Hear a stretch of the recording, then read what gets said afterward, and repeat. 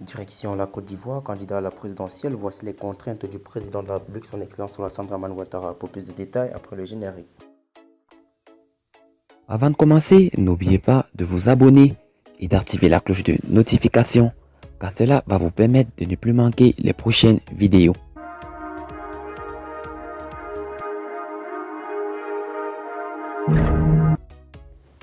Alassane Ouattara est candidat à sa propre succession pour la présidentielle de 2020. En tournée dans le nord ivoirien, le chef de l'État est revenu sur les raisons profondes qui l'ont poussé à reporter sa retraite politique. Alassane Ouattara, le RHDP aurait connu une désintégration. Alors qu'il avait annoncé sa non-candidature à l'élection présidentielle de 2020, Dramane Ouattara a dû revenir sur sa décision à la suite du brusque décès de son premier ministre et dauphin, Amadou Gon Coulibaly.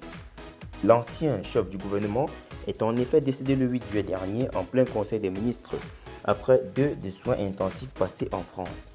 Le dilemme était donc très grand pour le président ivoirien qui plaidait auprès de ses camarades du Rassemblement des Ofotistes pour la démocratie et la paix pour lui permettre d'aller se reposer après plus de 50 ans de service.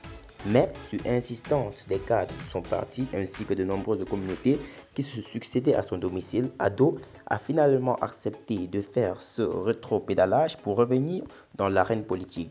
L'annonce a d'ailleurs été faite lors de son adresse à la nation le 6 août dernier, veille de la célébration de l'indépendance. Même si l'opposition ivoirienne ne cesse de l'appeler à retirer sa candidature pour ce troisième mandat jugé anticonstitutionnel, le président Ouattara reste droit dans ses bottes et est déterminé à faire un coup KO pour ce scrutin. Lors de sa récente tournée dans 5 régions de septentrion ivoirien, Alassane Ouattara est allé se recueillir sur la tombe d'Amadou Gon Coulibaly, son fils.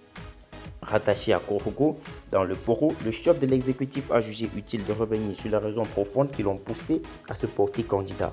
Si je n'avais pas accepté, je craignais que le RHDP connaisse une désintégration, a avoué le président Ouattara avant d'expliquer les contraintes auxquelles il fera face une fois réélu à la magistrature suprême. J'effectue ce mandat par obligation. Travailler 12 heures à 14 heures par jour, ce n'est pas facile. Quand on a 80 ans, ce n'est pas facile, mais je le fais pour la paix dans notre pays. L'opposition ne l'entend cependant pas de cette oreille.